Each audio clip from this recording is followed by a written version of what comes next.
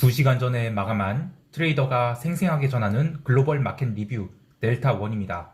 우리 시장은 외국인이 선물 단타 매수와 기관이 정말 오랜만에 기관이 삼성전자를 매수하면서 시장을 들어놓았는데요.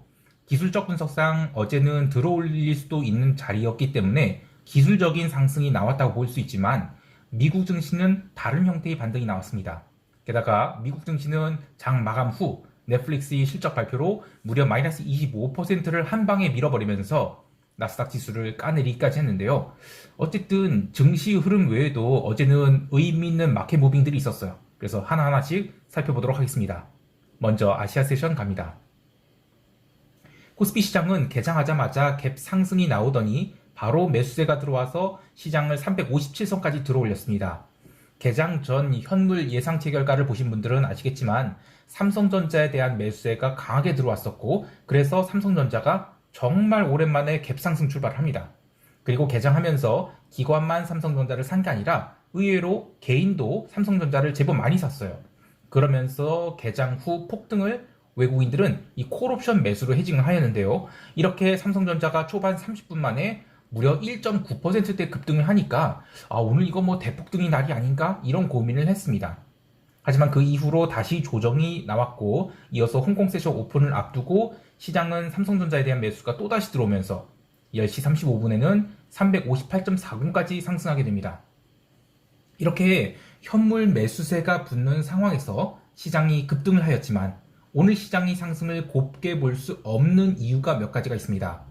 가장 큰 것은 장중에 외국인들은 꾸준히 삼성전자 공매도 포지션을 쌓았다는 것이고, 두 번째는 선물이 오를 때 미결제 약정 증가가 거의 없었다는 것이죠. 외국인들이 시장이 상승할 때 선물 매수를 하긴 했어요. 그러나 초반의 상승은 선물과 함께 콜옵션 매수로 델타 헤징을 했고, 이후 선물을 추가로 매수하지 않으면서 시장은 그냥 고가에서 하루 종일 멈춰 있었습니다. 이러한 이유는 외국인들이 아직 상방 포지션을 확정하고 미결제 약정을 모으지 않았기 때문이라고 생각하는데요. 지금이야 시장이 좀 반등을 한 것 같지만 이 월요일까지만 해도 기존 박스권을 하향 이탈할 가능성이 컸었죠. 그리고 그 자리가 이제 350 초반에서 출발을 시켰기 때문에 월요일날 유럽장이 안 열렸고 중화권 증시도 휴장했었죠. 홍콩 증시도. 그래서 이게 만약에 반영되면 레벨 다운을 하기에 딱 좋은 자리였어요. 그래서 추세 추종한 입장에서는 지난 4월물에 있었던 박스권을 하향 이탈했다라고 하면 거기서 역추세를 잡는 것은 일반적인 선택이라 할 수 없어요. 반면 시장을 좋게 볼 수도 있는 이유도 있습니다. 외국인들이 삼성전자는 계속 매도를 하고 있지만 인덱스 바스켓 중 상대적으로 때가 덜 탄 종목을 꾸준히 매입을 하고 있어요. 예를 들면 현대차 같은 종목인데요. 지난 3월물 동시만기 이후 LG에너지솔루션이 이제 코스피 200 바스켓에 편입된 이후로 4월부터는 이 LG엔솔 비중을 맞추기 위해서 상대적으로 바스켓 내 다른 종목들에 대한 이 적극적인 편입이 어려워서 그냥 지금까지는 계속 패시브하게 흐름을 따라갔는데, 이제는 이들 종목에 좀 더 적극적인 매수세가 들어올 수 있다라고 봐요. 그 이야기는 삼성전자 숏 일변도로 달린, 그러니까 시장이 지수를 붙들어 놓으려는 매도 압력이 순간적으로 튀어오를 수 있다는 것이죠. 아직까지는 이 베이시스가 오락가락하지만 그래도 반등 한 번의 베이시스가 바로 튄다라는 것은 이 숏 포지션을 유지한 쪽에서 길게 갖고 가기가 부담스럽다라는 얘기예요. 따라서 콜옵션 환매도 언제든지 나올 수 있고, 오히려 이렇게 시장을 압축하고 있다면 극도의 수렴이 생기면서 추세적 상승이 출발 자리가 될 수 있기 때문에 시장을 마냥 숏 방향으로 볼 수도 없습니다. 자, 여하튼 오늘까지는 갭 상승이 나왔어도 외국인이 주도한 것이 아닌, 외국인은 그냥 콜옵션으로 델타를 따라가고 선물 매도분을 일부 청산하는 정도였으며 기관들이 주도로 시장이 올라갔다, 이렇게 얘기할 수 있겠습니다. 옵션 시장을 보면 이틀 연속 옵션 프리미엄이 크게 빠졌는데, 오전 10시 30분경 시장이 2차 상승을 할 때 그때는 콜옵션 감마가 살짝 살아나기도 했어요. 그러니까 그만큼 콜옵션은 지금 미결제 약정이 얼마 없어요. 그동안에 시장이 계속 올라가면서 얻어맞고, 그리고 이번에 한번 밀어버렸기 때문에 시장이 위쪽에 미결제 약정 없습니다. 근데 그 얘기는 뭐냐면, 시장이 추가 상승에 성공할 경우 선물 365선, 그러니까 종합주가지수 2770포인트까지는 아주 빠르게 상승할 수 있다는 것을 생각해야 됩니다. 반대로 풋옵션은 아직까지는 340선, 그러니까 2585포인트까지는 뭐 무난히 조정을 받을 수 있어요. 근데 그 이하로는 또 하락이 막혀 있고요. 여하튼 오늘 시장이 상승할 때 이 변동성이 증가한 등 아랫방향보다는 윗방향에 대한 이 폭등 리스크가 있다라는 것을 이제 보여준 거예요. 그래서 외국인들이 만약에 상방 포지션 진짜 구축하려고 한다면 콜옵션 미결을 충분히 모은 상태에서 연속 갭 상승 등을 통해서 이 시장을 당길 수 있거든요. 그래서 시장을 하락으로 본다라고 하면 이 콜옵션 매도보다는 풋옵션 매수나 약세 스프레드 정도로 대응하는 것이 좋겠습니다.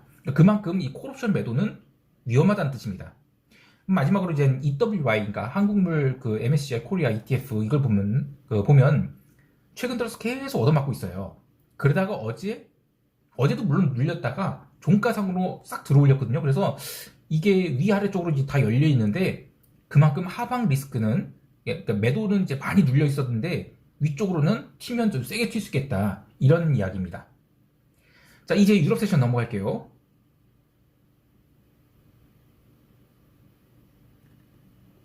유럽 증시는 월요일 부활절 휴장 이후 갭 다운 출발을 했습니다.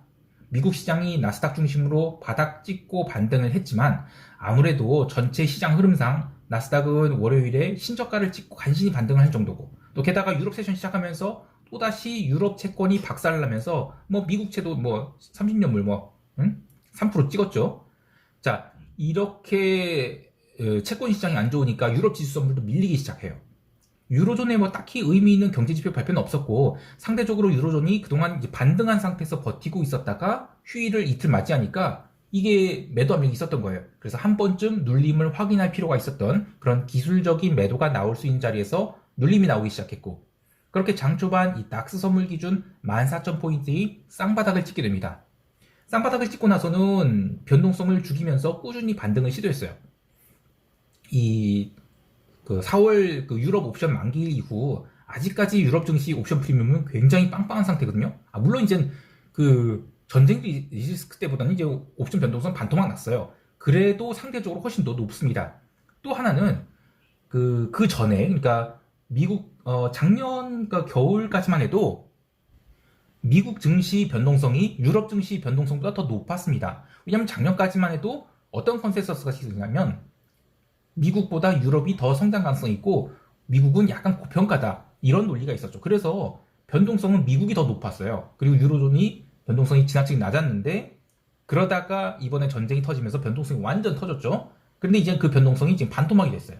그러면서 이제 미국과 변동성이 이제 한 5포인트 정도 이제 차이가 나는데, 유로존이 그러니까 아직까지는 옵션 가격이 비싼 거예요. 그러니까 추세적으로 위로 올리기도 그렇지만 반대로 아래로 그냥 밀기도 되게 부담스러운 상황이라는 것이죠. 자, 어쨌든 앞으로 한두 달 정도 더 프리미엄이 빠져야 시장이 본격적인 방향성을 탈 수 있을 것 같아요. 여하튼 증시는 이 장 초반이 눌림을 쌍바닥으로 극복하고 변동성 매도와 함께 미국 본장 출발을 기다렸는데요. 미국 본장에서 금융주가 초강세를 보이면서 다우지수 중심으로 반등이 시작됐고, 이어 나스닥마저 반등에 성공하자 유럽 증시는 아주 긴 아래꼬리를 달고 종가 고가로 마감하게 됩니다. 유럽 증시 반등이 의미 있는 또 다른 이유는 채권 시장이 유럽 세션 내내 약세를 보여서 사실상 언더슈팅에 가까운 하락이 있었죠. 미국채 30년물 아까 얘기한 대로 3% 넘겼고 10년물도 뭐 3% 거의 코앞에 다가온 등 분위기가 굉장히 험악했는데, 더 이상 채권 시장의 하락에 증시가 민감하게 반응한 것 같지 않아요. 통화 시장 또한 유로가 1.08선 살짝 깨서 이제 바닥을 다지려는 그런 모습을 보이고 있어서 그동안이 끌고 오던 매크로 이슈들, 그러니까 달러 인덱스 100포인트를 돌파한 상황에서의 시장 리스크들이 조금씩 가라앉는 게 아닌가 판단을 하는 것 같아요. 자, 또 하나의 이야기는 어제 통화 시장에서 위안화의 의미 있는 약세 전환이 이슈였어요. 그간 달러 인덱스가 100포인트를 넘긴 상황에서 위안화만큼은 이 당국의 관리로 아주 징그럽게 6.4위안대에서 껌딱지를 붙이고 있었는데, 상하이 락다운 등 여러 가지 이슈들이 터지면서 이거 위안화 약세 전환해야 되는 거 아닌가? 이런 고민이 있었죠. 근데 그 트리거가 터지면서 상대적으로 비달러 바스켓 중 이 과하게 밀렸던 것은 더 이상 밀리는 것이 멈추고, 그 다음부터 유로화가 더 이상 이제 밀리지 않겠다, 더 이상 밀리지 않았다, 이렇게 좀 정리를 할 수 있겠습니다. 자, 그런데 이렇게 되면 채권 시장이 단기 바닥을 찍을 가능성도 생각해 봐야 돼요. 오늘이야 뭐 별다른 경제 지표도 없지만 목요일 밤에서 금요일 밤 넘어가는 날에 이 제롬 파웰이 연설이 있고 금요일 새벽 2시에는 라가르드 연설도 있죠. 이미 단기물은 대충 바닥을 찍었다는 컨센서스가 형성된 상황에서 그 사이에 뭐 블라드, 에반스 이런 양반들 연설이 있는데 이들이 그 시장에서 뭐 소금도 치고 설탕도 치면서 장기 채권 시장을 살살 살려놓잖아요. 이렇다면 금요일에 단기적인 채권 쇼커버링이 나올 수 있어요. 특히 화요일에 아무런 지표가 없었음에도 불구하고 이 채권이 언더슈팅 나타나 멈추고 또 통화시장은 더 이상 반응을 안 하는데도 증시가 반등한다. 그럼 이제 새로운 스토리가 만들어져야 되죠. 그래서 단기적으로는 이 채권 스프레드도 축소되고 또 시장이 정리될 수 있다고 봐요. 그래서 그동안에 끌고 오던 이탈리아 국제 순매도 포지션을 저는 크게 줄였습니다. 이번에 이탈리아 채권 매도 이익이 제법 크게 잡혔는데 올해 가장 좋은 성과를 보인 엔화 매도 이 트레이드는 하지 못했지만 뭐 나름 좋은 트레이드들 중간에 이익 실현할 수 있어서 좋았습니다. 다만 아직 유로 매도 포지션과 유로 콜옵션 매도 포지션을 계속 들고 갈 계획인데요. 이 펀더멘털리 유로존은 문제가 많다고 봐요. 근데 주된 이익은 채권 스프레드, 왜냐면 채권 지금 굉장히 변동성이 높기 때문에 얘는 단기적으로 뭐 채권이 바닥을 찍었다 그러면 반등도 굉장히 크게 나올 수 있거든요. 그리고 또 통화시장 같은 경우에는 유로가 상대적으로 그 베타가 낮죠. 그리고 이제 베타가 높은 뭐 오지달러라든지 그런 통화들 위주로 대응을 해서 저는 유로존 통화만큼은 계속 적극적으로 매도 포지션 끌고 가서 유로와 페리티 이걸 보겠다는 게 제 목표가 되겠습니다. 자, 마지막으로 원자재인데요. 전일 미국 세션에서 초강세를 보였던 구리가 아시아 세션에서 계속 얻어맞더니 이 LME 세션에서 처맞기 시작하면서 줄줄 밀렸어요. 그래서 전일이 상승을 모두 까는 그런 음봉이 나왔죠. 그리고 골드도 저녁 9시 30분부터 급락하기 시작했는데 이때 미국 주택 착공 지표와 이 건축 승인 건수가 아주 잘 나왔어요. 근데 그것 때문에 골드가 눌렸다고 보기는 어렵고 유럽 세션 들어와서 이 장기 채권이 계속 눌리는 상황에서 증시가 장중 조정을 마치고 반등하면서 이 리스크 프리미엄이 사라져서 그렇게 골드가 눌렸다 이렇게 보고 있어요. 이렇게 골드는 2,000달러를 찍고는 이틀 사이에 50달러 넘게 밀려버렸는데요. 지난 2주일간의 상승을 뭐 거의 다 뒤집어 놓은 그런 하락이 나온 것이라 시장 참여자들이 과하다 했겠지만 그럴수록 매도가 매도를 나서 사실상 종가 저가로 처박혔습니다. 기름도 마찬가지였는데요. 이 아시아 세션 내내 눌렸던 기름은 밤 9시 30분 이후로 눌림이 더욱 가속되어 미국 세션 출발하고 나서는 이 102달러에서 103달러의 아주 좁은 박스 안에서 하루 종일 흔들고 말았습니다. 천연가스는 더 심해서 뭐 장중에 마이너스 10% 넘게 밀리면서 앞자리 6달러를 보이기도 했어요. 자, 유럽 세션을 정리하면 시장이 생각보다 강해서 그간 쌓였던 리스크 프리미엄들이 상품 시장이나 채권 시장이나 통화 시장에서 조금 빠져나갔다 이렇게 할 수 있겠는데요. 그렇다고 아직 상품 시장 전체가 뭐 꺾였다고 보진 않아요. 그냥 기나긴 변동성 하락이 조정기에 들어갔다 이렇게 보고 있습니다. 자, 이제 미국 세션 갈게요.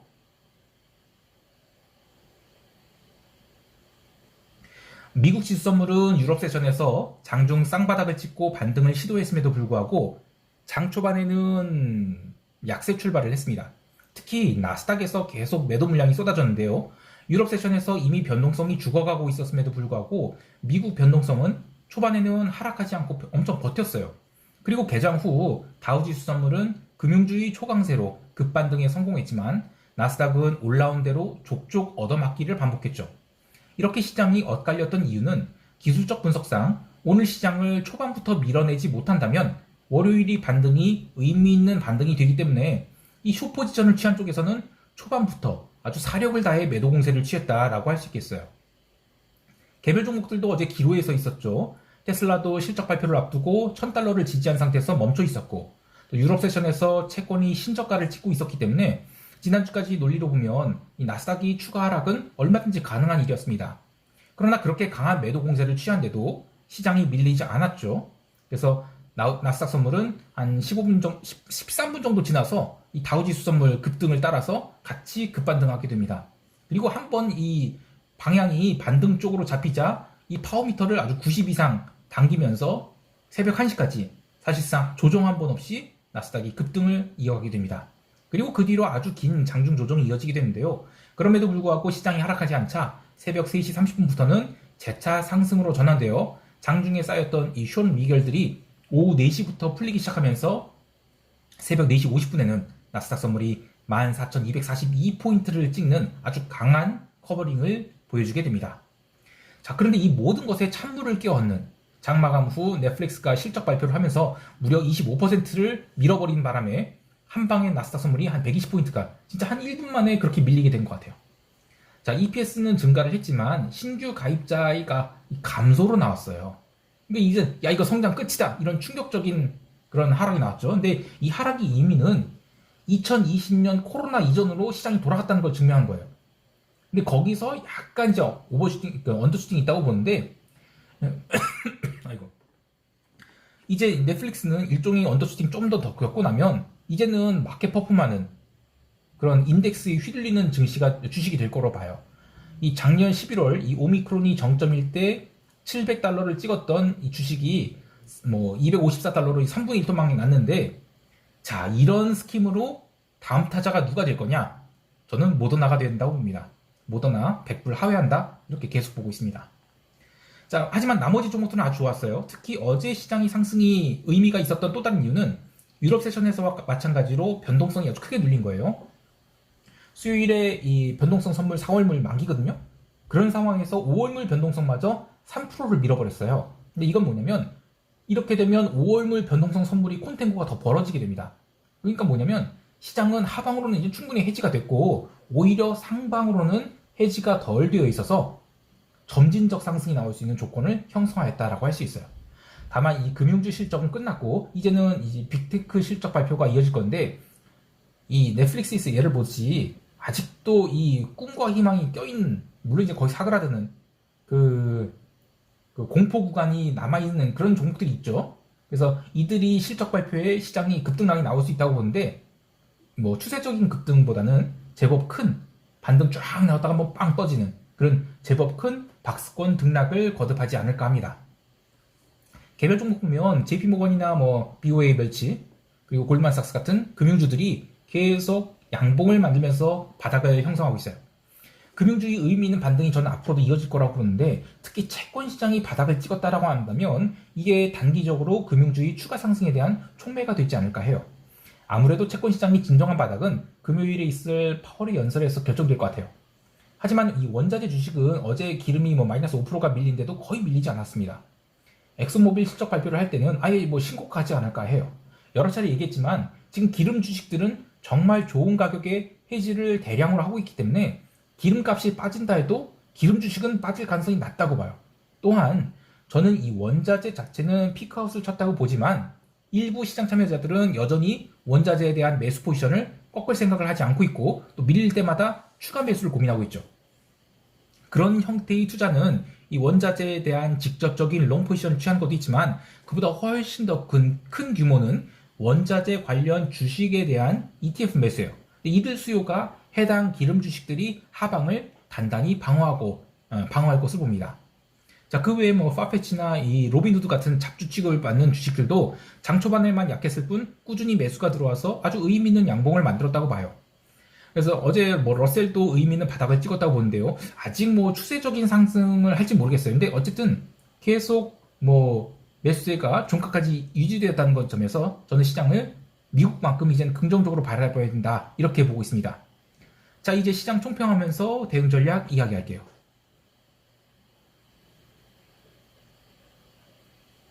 어제 시장만 놓고 보면 우리 시장은 하방을 접고 이제 폭등을 봐야 되는 거 아닌가 하겠지만 어제 미국 세션에서 좀 이상한 점이 하나 있었어요.